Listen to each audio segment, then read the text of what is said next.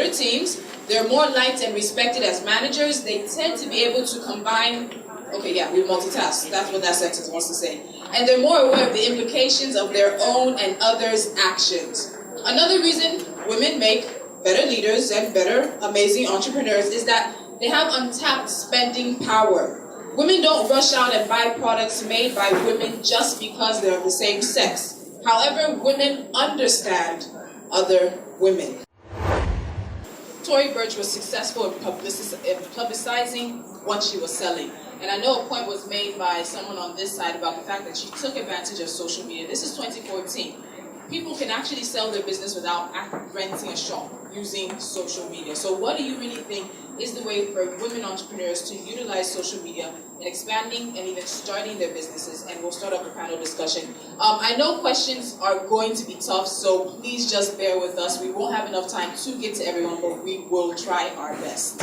One thing that I say to people, you cannot build a brand without leveraging that, and very effectively.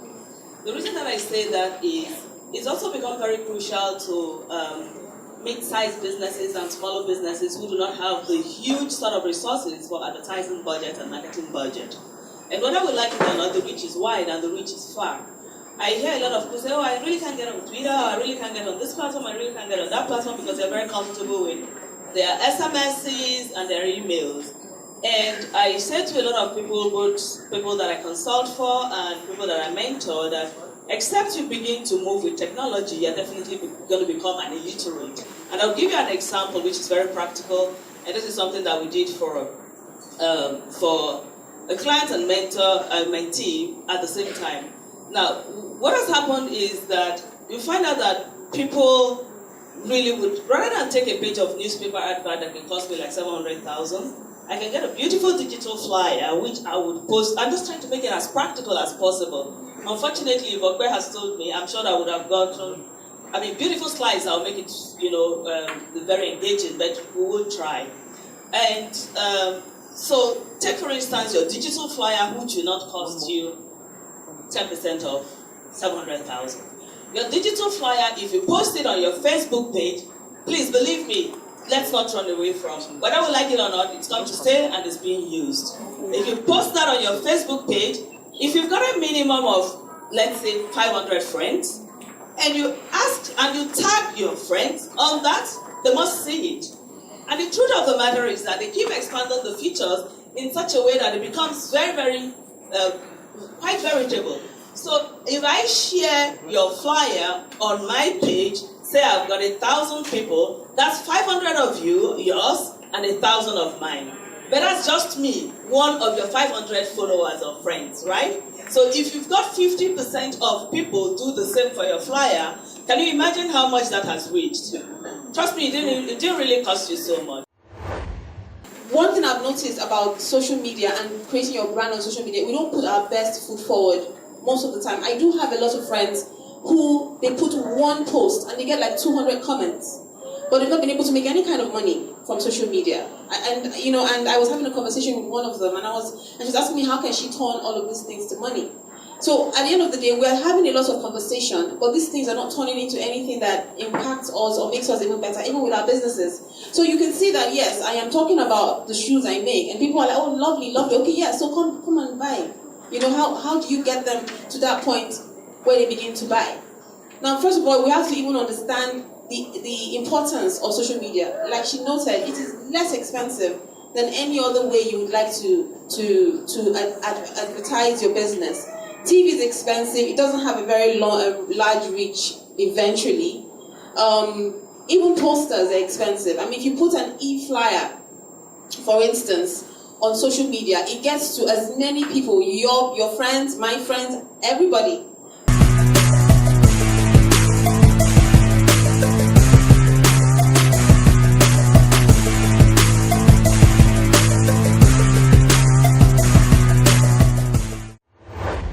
So you know how to sell. You know how to sell to about 50 or 60% of the world's population, depending on who you listen to. So this afternoon, let's take a look at why women have these feminine attributes that will make you amazing entrepreneurs. And to discuss this I can't describe them. It's an honor to even be able to introduce them to you this evening. These are women that we've all looked up to for a number of years, and they're coming here this afternoon sharing their own experiences. And one thing I really want them to also share is challenges.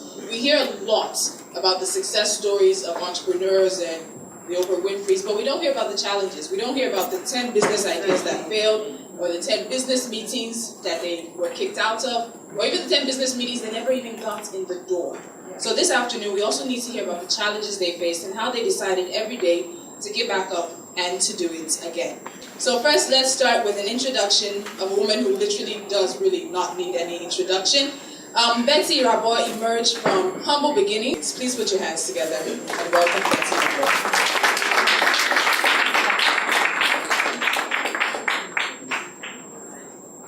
All right, let's move to another woman again who needs no introduction. And she's our very own media mogul. Let's put our hands together as I welcome Mo Abdul.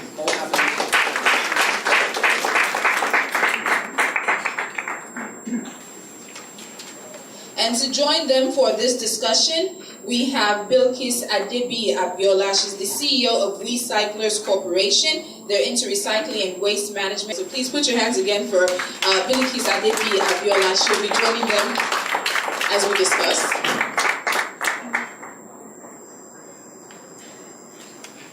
I know people are still trying to look for me because I did not allow enough questions in the last panel. I'm very sorry. So we will make amends. I will amend my ways and we'll make sure we have an interactive discussion with our panelists this afternoon. So in terms of information intake, obviously on the internet there's so much information, and as entrepreneurs we try to teach ourselves a lot, especially developing ourselves in terms of business skills. So what kind of information intake do you make sure that you take in every day to make sure that you grow as an entrepreneur?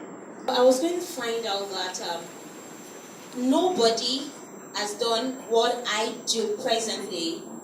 And so the kind of mentors I have are business mentors, and then I go online to research. Now, how do I begin to choose? Because I also want people to do the mobile library. I want a lot of resources to reach out to children.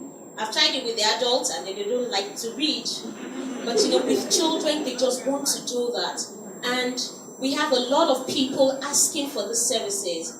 We're still small and we're doing our D. And I want to really scale up. I want to reach out. It's for Africa and I don't know how to really go about that. Now I'm also talking in terms of people that are startups and doing new things. How do they break through? I think the mistake is saying that we're women. I think we just have to, I never look at the fact that, I'm doing something because I am a woman doing it. I'm doing it because it's me that's doing it. So I just never wake up saying, I'm doing this because I'm a woman. So that's, for me, it's a bit of a tricky question. So nothing there should ever come into play that it's because I'm a woman that I'm doing it. My passion, I have equal rights as any man does to have a passion, to have drive, to have a dream, and to have an idea. So I just get up and do it. I don't say, it's because I'm a woman I must have this particular dream. But no. I mean, if I wanted to maybe invent a plane, it could have been just as well. But I didn't. But the thing is, whatever we decide we want to do, let it be something that's driven from within us. We've got to find the purpose that we were created for. And I do believe that God does give purpose. When you ask, that works for me. It may not work for you. And it's very important to find what works for you. Some people, maybe they want to be Buddhist, it works for them. I want to be a Christian because I found that God has always met me at my point of need. So it works for me. One thing I wanted to mention earlier was that as women, we're dealing with a lot of cultural issues in our society. We sort of didn't talk about that earlier. As much as we want to dream, how much dreaming are you allowed to do? How much dreaming is your spouse going to let you do? These are important questions you need to ask. Because your mother will say, I want to keep your home, I want to do this. These are cultural, they're real. So Tory Burch, I don't know if in America that's the kind of issues they face there. But in Nigeria, your mother-in-law will come and say, this Oje for Koelini, or this, that, or the other, or who's taking the kids to school, or who's doing this and who's doing that. So those are some of the real realities that women in this room, like us, all face. So as women, you have to say, okay, am I going to ignore that societal pressure and just get on with my life and just live my dream, the same way the man is living his own, that is a decision only you can make. I can't make it for you. Clearly, when I started, I was told that it wasn't an industry for women. And I thought that was very, very challenging. And in a way, it kind of spurred me on because I just felt, in a way, I'm stubborn. And the more you tell me it's not for women, it's not an industry for women, the more you ginger me to go. And I started being afraid because there were so many eyes on me, people looking out for me to fail. And I remember clearly somebody saying to me, oh, wait till you see the unsold, and then you will know that this isn't an industry for women. And that I decided not to internalize that. I knew exactly what I wanted to do, even though looking back, I'm not sure if I had the chance to choose between publishing and other talents that I have, that I would choose publishing, because it really is very challenging. And quite honestly, when you're successful, it's really not about whether you're female or male. People are very busy and they don't really have time. So many times people will say, oh, I need this advice. And I think you have to be a producer. Somebody described this, and I think it's really interesting that we should try to be producers.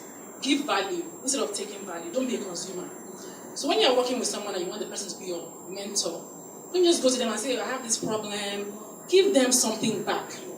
So that it's something that they will be looking forward to. Oh, this girl has this interesting insight. You know, like your magazine, you look at the magazine and say, Auntie Betty, I really like this article. Why didn't you do this? By the way, you know, they taught us that you have to really talk to that person. You have to get them to want to talk to you, you know, and then you can get value out of it. That you're an entrepreneur means that you're walking on water.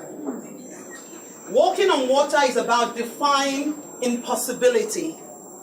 Walking on water is about going beyond your limitation. And at this point, you're asking, why am I still on my feet? Because you're going to walk on water. So people think they can walk on water sitting. And I see some people sitting. And believe it or not, in life, we say we want to do something, and yet we actually don't start. And we're sitting mentally and physically. I think let's start with targeting women at the informal sector. That you cannot do without governments. You can't do it without infrastructure, without help, and without a vehicle. But for women entrepreneurs, I think the sky truly is the limit. 2014 is said to be their breakout year. 146 million women entrepreneurs around the world. There's no excuse. And as we've heard here today, the stories are plenty. Start now. Start afraid. Simply just get started. I think once you start, you'll make your mistakes. And you have to realize that the women that we all look up to, the famous celebrities, whether they're entrepreneurs or socialites or not, they have their failures. They've had their falling on their face moments where they thought they've gone bankrupt, they'll never get back up again. But they have those moments. So you too will have those moments. Get up, get it done, start it again, start all over, start afraid, just start. I think my advice to young female entrepreneurs is that it's important that you have a very clear vision. It's important you have a clear vision of what it is that you want to do. Second of all, it's important that you have the determination and you have the focus to ensure that the vision is realized, which means that whatever it takes for that vision to become a reality, you've got to be ready to see it through. Which means that the vision has to be clear. It has to be that that's the purpose for which you are trying, for what you're trying to achieve. That's absolutely point one. Because without a vision, as I always say, if you can think it, you can do it. So you're going to have to think it very clearly, and then you're then going to have to work your way back to see how am I going to achieve this particular vision. Yeah, those are the two key things. Make sure you got the vision. People are walking around not sure, not knowing what it is that they need to do or what they want to do, you know, and I believe that Nigeria has so much opportunity. I call it the brand, the opportunity brand. You know, there's so many gaps, there's so many white spaces that have to be filled. So go out there and find your own white space and fill the gap.